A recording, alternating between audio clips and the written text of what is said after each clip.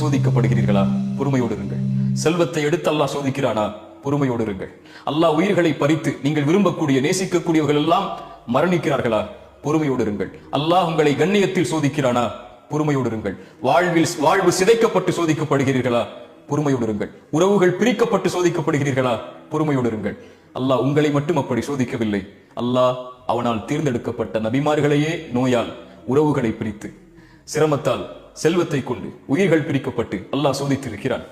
குழந்தைகள் இல்லாமல் அல்லாஹ் சோதித்திருக்கிறான். குழந்தைகள் இல்லையா உங்களுடைய வாழ்வில்? பொறுமையோடு இருங்கள். வபஷ்ஷிரிஸ் சாபிரீன், பொறுமையை கடைபிடியுங்கள். இப்படி எந்த வழியில் மரணம் வரை உங்களை அல்லாஹ் சோதித்தாலும் பொறுமையை கடைபிடித்தால் வபஷ்ஷிரிஸ் சாபிரீன், அந்த பொறுமையாளர்களுக்கு நற்செய்தி சொல்லுங்கள். என்ன நற்செய்தி?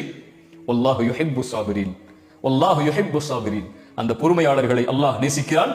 அல்லாஹ் உங்களை நேசித்தால் இன்னல்லாஹ மஅ